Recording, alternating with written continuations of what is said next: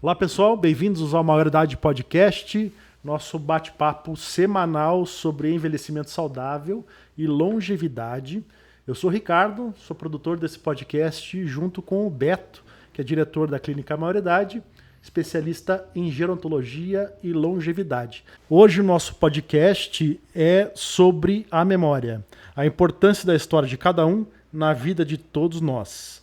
A gente vai conversar mais uma vez com o Bruno Truitt. Ele é o artesão de memórias. Tudo bom, Bruno? Tudo jóia, Ricardo.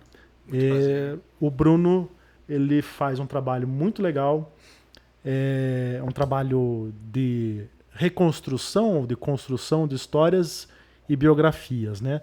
E ele transforma a história de pessoas comuns em livros. É um trabalho bem legal. Bruno, recorda para quem não viu o primeiro podcast um pouco do seu trabalho. Dá um resumo para a gente. Como é que funciona o processo e como é que é o artesão de memórias?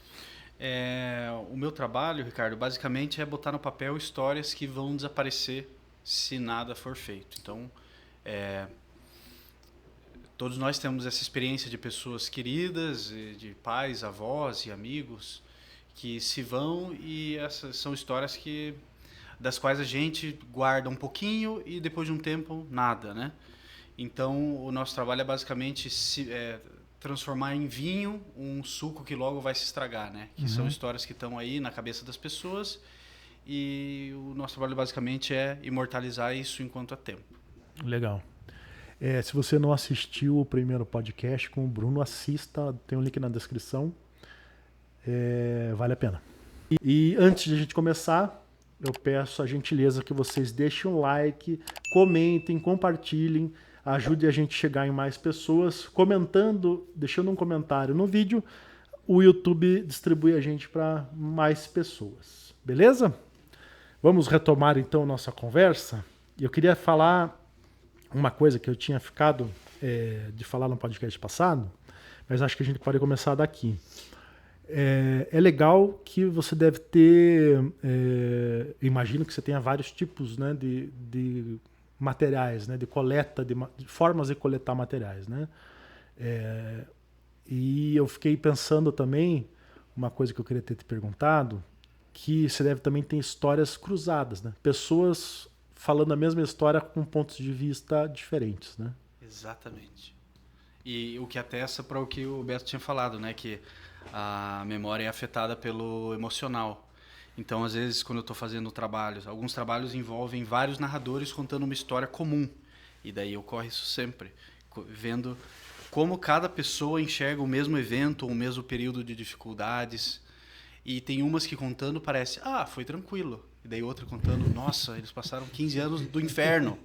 Sabe? Uma perspectiva absolutamente diferente. Absolutamente diferente, de exatamente a mesma coisa, e um evento ao qual ambos estavam bem próximos. E você ouvindo os dois, você acha que são coisas diferentes. É uma outra história.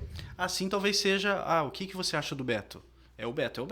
O que eu acho do Beto? A nossa experiência com o Beto é diferente, né? Perfeito. Mas isso é interessante. Então, assim, eu tenho projetos nos quais a proposta é o Ricardo me contar a história dele. Vamos lá, Ricardo, eu vou passar 30 horas com você. Eu vou arrancar coisas de você que você nem lembra que lembrava. Porque é normal, né? A gente não tem tempo para lembrar o que a gente não lembra que lembrava. Mas se tem um chato te enchendo o saco e vai toda semana na tua casa e fala, ô Ricardo, qual foi a sua primeira paixonite na escola? Talvez você nunca mais tenha pensado nisso, mas se você tiver tempo e se for lá, você vai alcançar. Então então esse é o primeiro, digamos, o jeito que nasceu o trabalho do artesão de memórias, que é o one-on-one, né? Tá. E daí depois foi evoluindo meio que sem querer para famílias que queriam contar uma história comum a eles todos. Então teve esse trabalho que eu fiz lá na região de Juiz de Fora. Foi a primeira vez que eu fui para um pouco longe, assim. Os avós contaram sua história, os filhos contaram sua história e os netos contaram a história dos avós pela ótica deles. Pela ótica deles. Então, daí você ouvia netos diferentes, parecia que estavam falando de avós diferentes. De outra pessoa. E os dois falando do mesmo cara. Então, foi bem legal. Então, e daí também sem querer, A gente entrou nesse universo de empresas de controle familiar, que também às vezes estão na terceira, indo para a quarta geração. Tem bens, às vezes enormes, sendo transmitidos através das gerações, mas o básico, que é como que isso... Como se construiu isso? Como essa se rede constituiu? enorme, exatamente. Como começou? Não sei, temos um recorte, temos um não sei o quê. Falei, cara, veja a importância de, entre todas essas coisas que essas gerações vão herdar como que isso nasceu. Até para eles valorizarem a vida boa que eles têm. Eu ia te dizer isso, até Não para compreender, porque o fato de você receber tudo de mão beijada, parece que tudo veio fácil, né? Exato. Que ninguém lutou para conquistar aquilo. Exatamente. Então, eu acho que essa abordagem é espetacular. E ela tem uma janela curta para ser feita. Então, em geral, a primeira geração cria o negócio e só trabalha. A segunda geração herda algo começando e normalmente leva isso a um outro patamar, né? Muito maior. E daí, os trabalhos que eu tenho feito, eu noto que a segunda geração nota que a primeira geração já está indo embora e vê que a terceira geração, se não beber dessa água, Vai abandonar. logo ou vai abandonar ou não vai valorizar, ou quando valorizar já não vai ter essa fonte de histórias. Então a ponte em geral é feita pela segunda geração, que fala: Bruno, vem aqui, meu pai está bem velhinho, ele que criou tudo isso, e os meus filhos já estão entrando no negócio, e eu quero fazer uma ponte entre essas gerações que vão se desencontrar rápido. E é sempre rápido. E é muito comum, né? Você falou de história de empresas, eu conheço algumas que quando entra uma segunda, uma terceira geração, a empresa começa a cair, né? Exato. Porque talvez não tenha resgatado não sabe dessa história.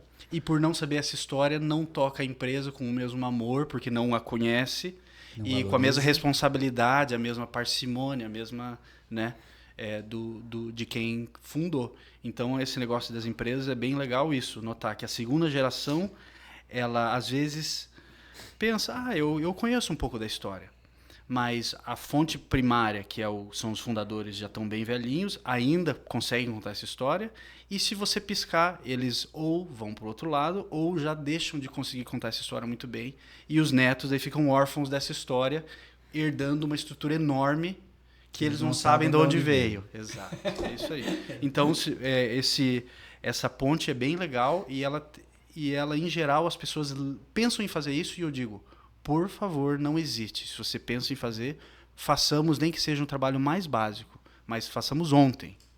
Legal. Quando você fala de um trabalho básico, o que você está falando, Bruno? Que é mais rápido, é uma entrevista que você vai fazer rapidamente, uma coleta de dados daquelas pessoas? É isso que é um trabalho? Isso. O que envolve... O que afeta, digamos, um trabalho ser grande ou pequeno é a quantidade de horas que a gente passa capturando essas histórias. Então, assim, em 1 hora não dá para muito, mas é muito melhor do que nada. Então, em 20 horas é maravilhoso, mas tem histórias que em 20 horas você começa a tirar a casquinha de fora, mas é melhor do que nada. Então, as pessoas às vezes veem assim, eu não sei. Falei, cara, vamos fazer 1 hora? E você nunca mais vai ouvir falar de mim. Eu fico pensando... Eu desapareço. Porque as pessoas nem isso têm. E, por exemplo, muitas pessoas que daí contam essa hora, elas pegam o gosto Exato. e querem daí seguir contando, porque Exato. de fato faz bem. Aquilo que a gente conversou sobre a ideia até da terapia que você está fazendo mesmo sem ter o intuito terapêutico. E sem ter a preparação para, né? Isso, mas veja, a gente pode pensar muito mais nesse sentido de que para a pessoa tirar aquilo, né?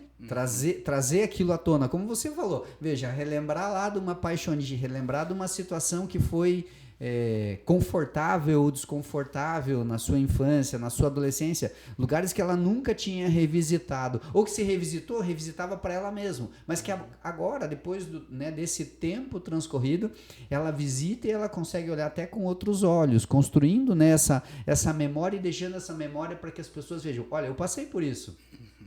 Então, eu acho que esse é o sentido mesmo da catarse, da terapia que você proporciona fazendo isso.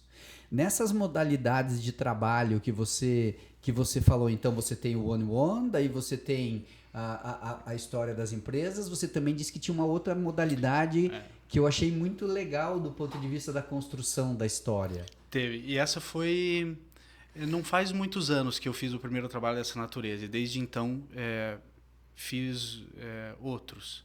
Que é quando... Eu ouvi muito essa frase. Puxa, Bruno, queria ter te conhecido há X anos atrás, há X anos, porque o meu pai tinha muita história e se foi. E daí chegou para mim, não. Eu fui atrás de uma cliente, que é até uma pessoa bem famosa, assim, mas que eu vou fazer um mistério, não vou falar quem é. Que ela tinha o pai dela, que tinha deixado algumas fitas gravadas a pedido dela. Falou, pai, você tem uma história muito legal. O pai já tinha lá os seus 70 e muitos. Grava pra mim. E daí o pai gravou umas fitas. O pai faleceu no início da Covid. E aí... mas restaram as fitas. Ele só tinha começado a contar a história dele. Ele era muito cuidadoso, fez um trabalho primoroso, assim, só que levou tempo. Então, ele não conseguiu cobrir tanto quanto essa filha gostaria. E daí, eu, com esse trabalho, falei, puxa, eu não tenho material para... Essa fita só começa a história. Mas ele não está mais aqui para contar o resto. Eu pensei, mas tem 300 pessoas que podem contar essa história por ele. E acaba sendo até mais rico do que a própria pessoa contar a sua história, pegar pessoas em volta, porque você tem vários ângulos da mesma pessoa e porque as pessoas ao nosso redor lembram de histórias sobre nós que nós não lembramos mais. Olha que legal. Tem história, aquela coisa, histórias de outras perspectivas, né? Exato. Que viveram essa mesma história de um ângulo diferente. Isso que eu ia te perguntar, deve ter um jeito de fazer com acervo, pessoal, né? Tem muita gente que deixa, né? Acervo de fotos, acervo de... Enfim. E você usa essas fotos também, Bruno? Você usa fotos, usa imagens, além do que a pessoa relata? Uso porque, poxa, imagine você às vezes a pessoa cita todos os livros acho que tem isso, né? Cita fatos e lugares e você, quando ouve a história, cria esse lugar na sua cabecinha, né? Só que daí depois, não são todas as famílias e todas as pessoas que têm essa sorte de 50 anos atrás ter alguém tirando fotos, né? Até meio raro.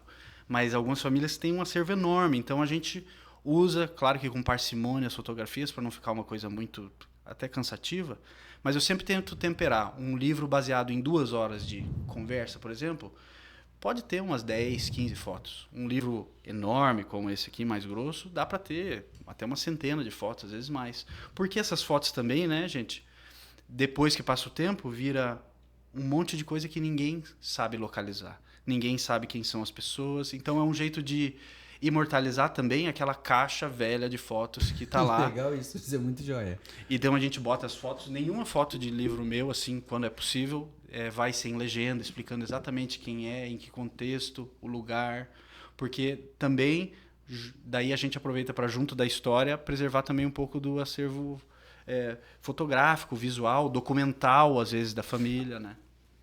Caramba. Mas, claro, sempre tentando não exagerar, nem para mais nem para menos, né? Para ficar legal assim e casar com o corpo do trabalho.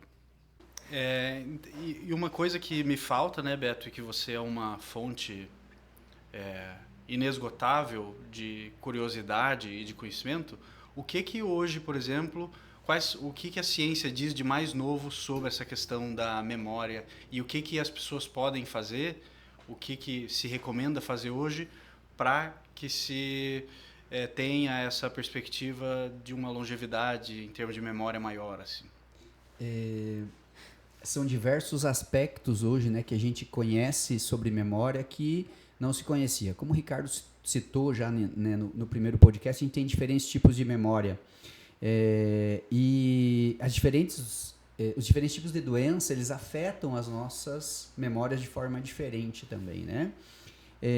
Mas como estratégia, se a gente fosse pensar do ponto de vista da preservação da nossa memória, os pilares que a gente cita constantemente aqui no nosso trabalho, que a gente aborda na clínica de forma muito continuada e até do ponto de vista da educação permanente, é que as pessoas levem para si que os hábitos saudáveis são fundamentais para a manutenção da memória. Então, quando se fala o que a ciência está falando, existem muitas teorias e muitas abordagens sobre a memória hoje, no sentido do entendimento das doenças, como elas evoluem.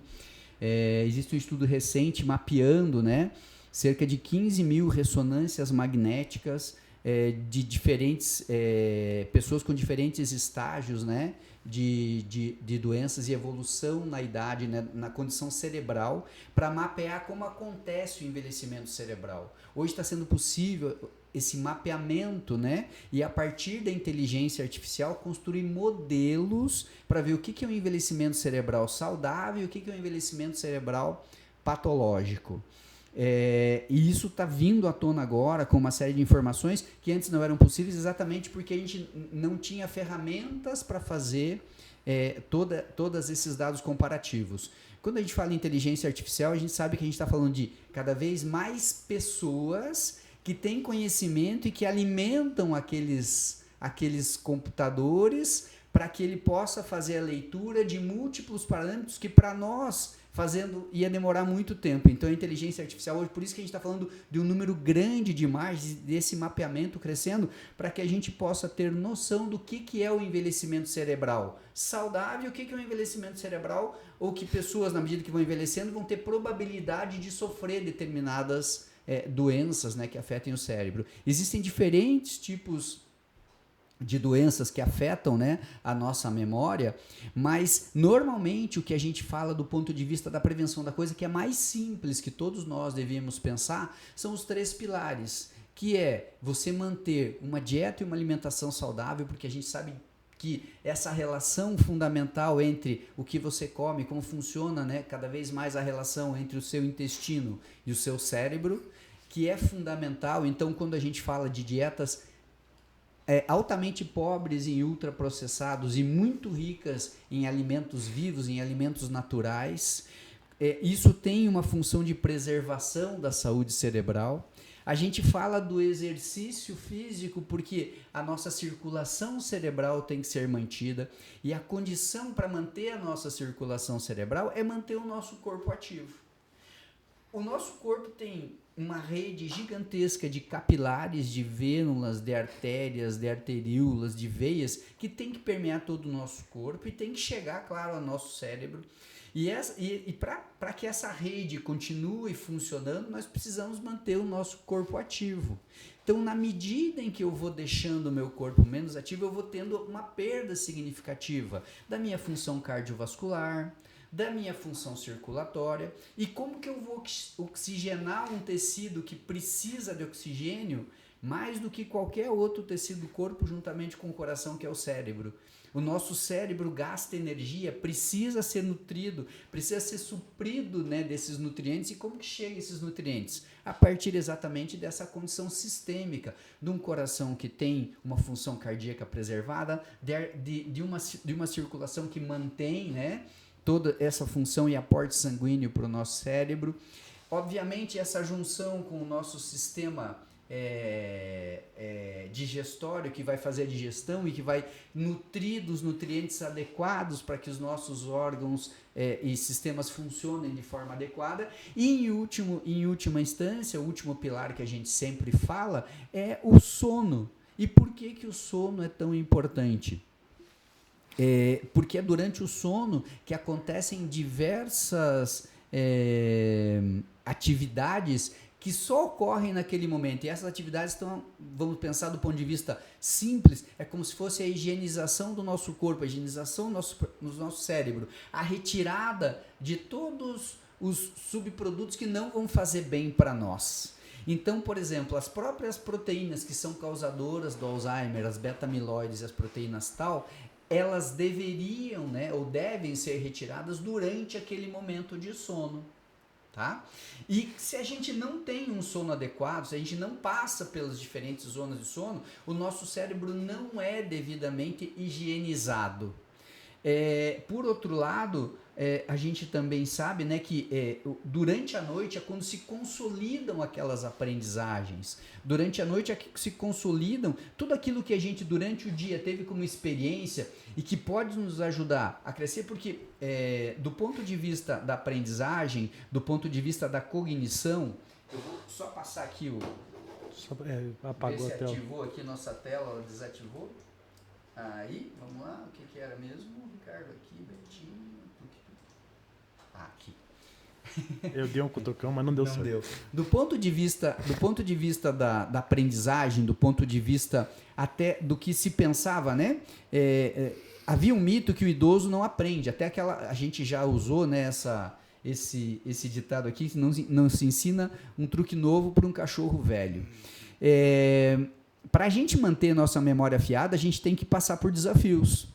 Da mesma forma que a gente desafia os nossos músculos com exercício, ou seja, eu tenho que desafiar meus músculos constantemente com cargas para ele ficar mais forte, tenho que desafiar meu coração caminhando, fazendo exercícios aeróbios para manter a função, o meu cérebro também precisa. Porque como funcionam as nossas memórias? Como funciona alguém que tem uma doença, por exemplo, como a depressão? Eu vou ter pensamentos que vão ser recorrentes e que vão fazer com que eu sempre retorne para aquele mesmo pensamento. Eu nunca soube isso sobre a depressão. E se você conversar com as pessoas depressivas, elas vão ter normalmente sentimentos que são repetitivos, normalmente sentimentos que não são bons com relação a coisas que elas não conseguem controlar, e aquele pensamento é cíclico. Puxa, meu filho saiu, será que ele está bem? Será que ele se alimentou? Será que não bateu o carro? A eterna preocupação da mãe, né? Entende? Então, é um pensamento que se torna repetitivo, e esse pensamento ele vai sendo reforçado.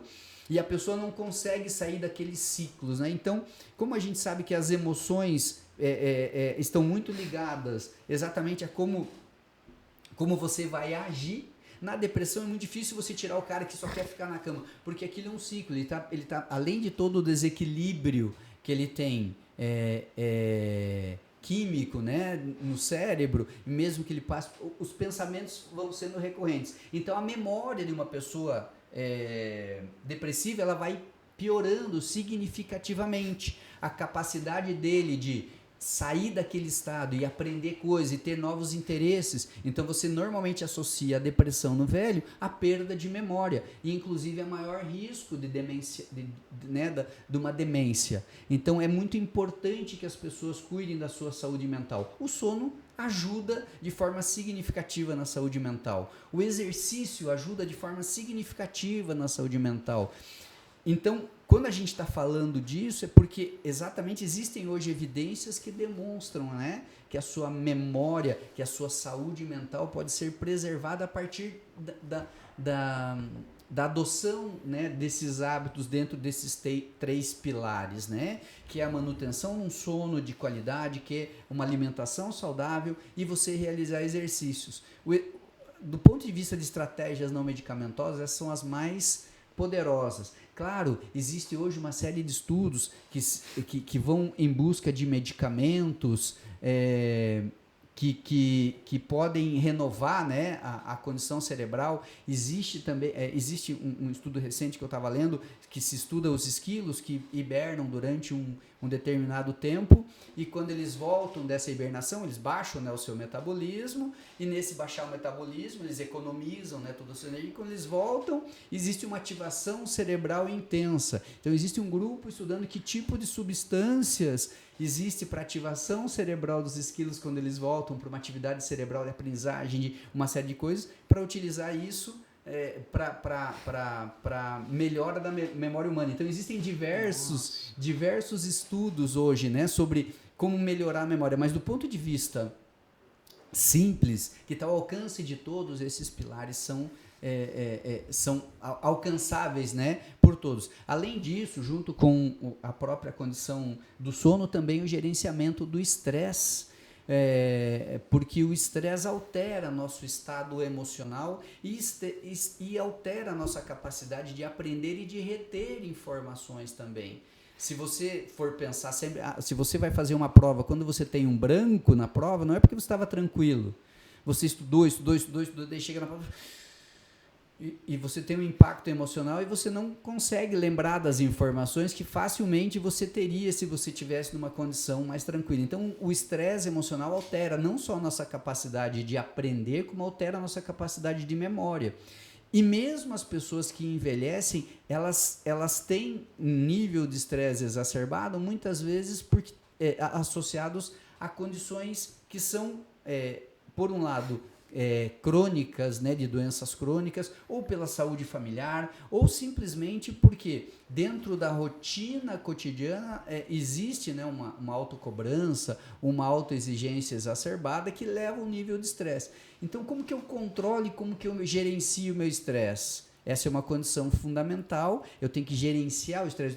Em princípio, eu tenho que entender se eu sou ansioso, se eu sou estressado, se eu sou nervoso, se eu sou irado. A ira, né, gera pensamentos repetitivos, a raiva. Então, tudo isso eu tenho que pensar do ponto de vista da saúde emocional, como essas emoções afetam a minha memória. Daí as estratégias de mindfulness, né? Quando está falando em meditação, quando se fala tanto em vamos relaxar, vamos meditar. Por quê? Porque alguns estudos de ressonância mostraram uma diferença nas ondas cerebrais das pessoas que meditam, sobretudo os monges budistas, né? Que meditam, um alto grau de meditação, e o funcionamento cerebral e a capacidade de memorização, de aprendizagem. Então existem algumas estratégias que estão a nosso alcance e que a gente pode fazer. E daí as pessoas, mas como que eu medito? Como que eu controlo o meu estresse? A primeira questão é aquilo que a gente sempre fala. Primeiro faça uma leitura de si. Primeiro, essa questão que a gente está falando da nossa história, da nossa memória, perceba como você é. Perceba as coisas que você gostaria de modificar em você e comece a fazer, né, de forma ativa essas modificações. Comece a contar essa história, né, essa sua história também para você. E, obviamente, quantas atividades eu posso fazer para estimular a minha memória? Eu posso utilizar a leitura, eu posso utilizar a escrita, eu posso utilizar as reminiscências, eu posso utilizar tudo que for ativo. O que é passivo normalmente não vai estimular a tua memória. Então, o que é passivo? Assistir televisão é uma atividade absolutamente passiva, que você não tem nenhum tipo de intervenção, você não consegue mudar nada naquilo, você recebe aquele conteúdo.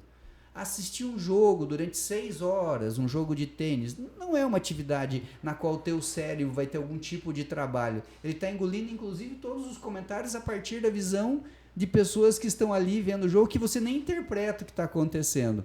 Então, quanto mais atividade intelectiva, cognitiva, que exige a tua atenção, que maximize a tua capacidade de abstrair, que a tua capacidade de analisar. É por isso que quando a gente falou dos estudos das freiras, as freiras, né, ainda que tenham desenvolvido Alzheimer durante muito tempo, o que se comprovou é que aquelas pessoas, inclusive algumas delas muito longevas, perto dos 90 anos, desenvolveram Alzheimer muito tardiamente, no último ano de vida.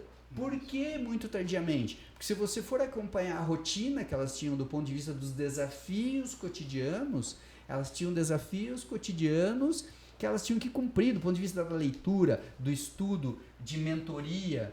Então, são desafios e que a gente tem que proporcionar para o nosso cérebro para que a gente tente manter, né, a nossa literacia, né, a nossa capacidade de compreensão. Por que a leitura é tão poderosa? Porque ela desafia a nossa capacidade de compreensão, a construção das imagens, como você falou na hora das fotos. Sim. Então, quando você descreve uma paisagem, eu posso imaginar de uma forma, né, num livro que eu estou lendo, de forma absolutamente diferente da sua.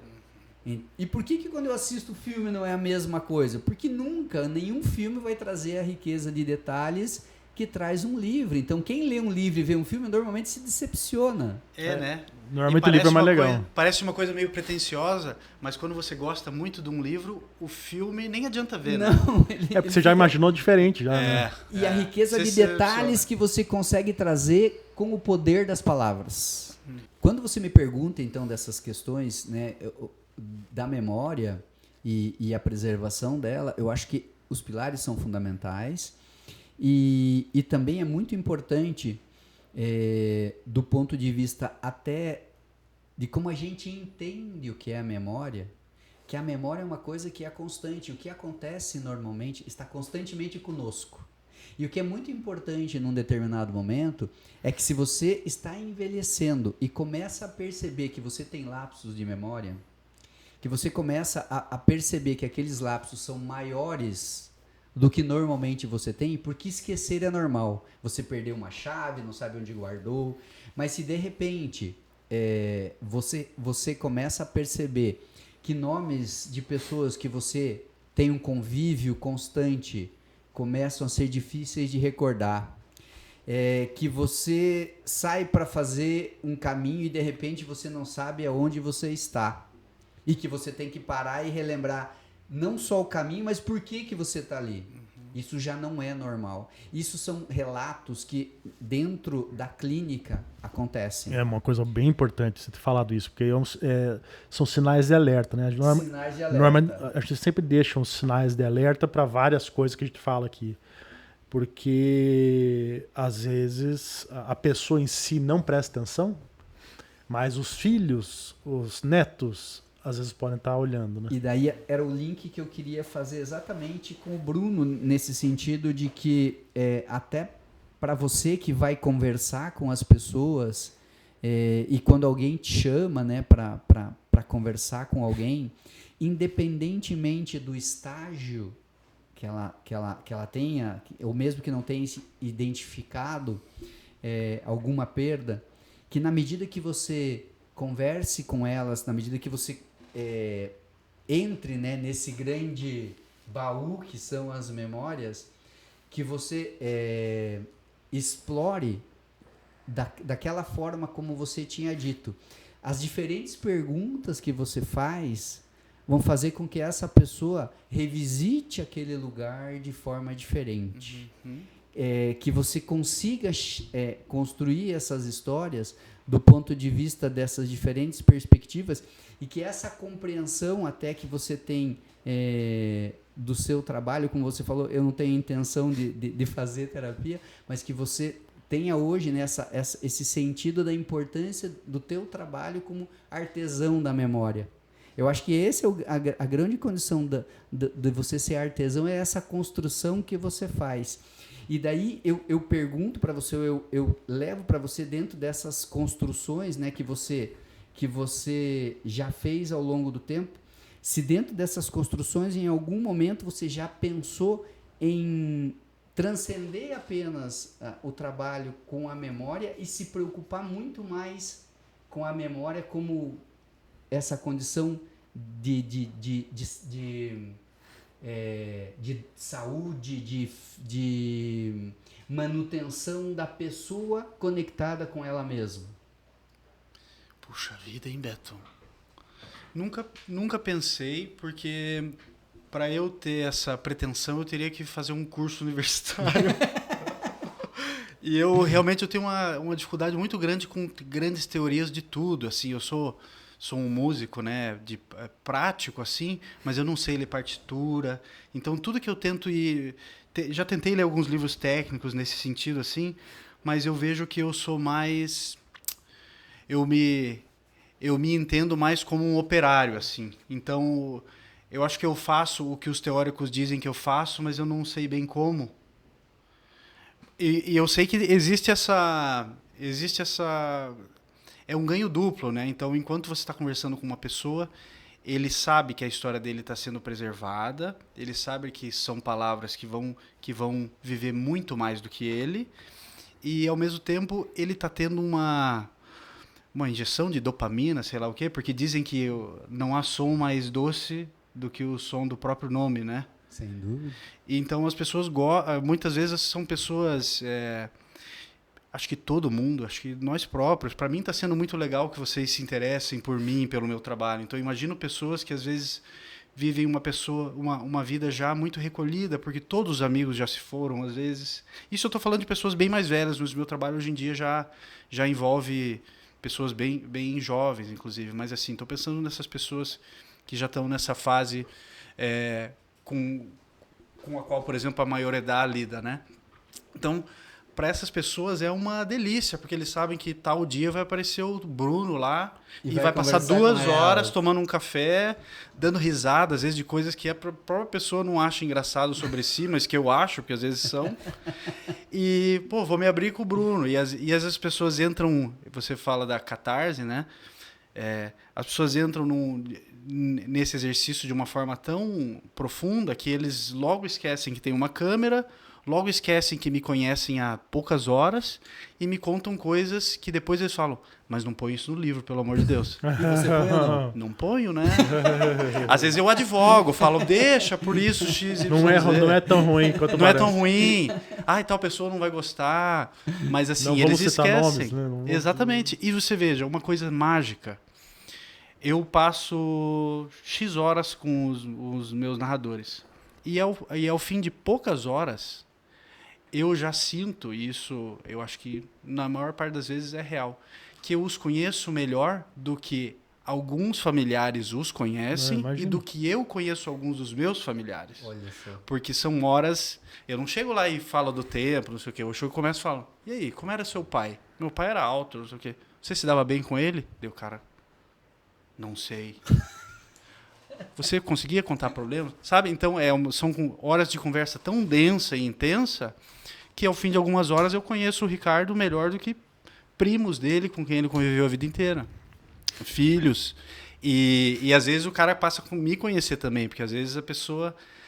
Quem que é esse cara que está me fazendo tanta pergunta? Deixa eu saber um pouco dele. Então é um ping-pong, assim, e é um jogo de confiança, porque a pessoa te conta Legal. tanto quanto ela confia na tua índole, vai com a tua cara, coisas meio inexplicáveis. Então né? tem uma criação de vínculo muito forte entre você Fortíssima. e a pessoa que está te contando a história. Eu nunca terminei um trabalho sem sentir uma espécie de amor pela pessoa. Porque isso até é engraçado, né? A gente normalmente odeia quem a gente desconhece. Então vamos falar aqui.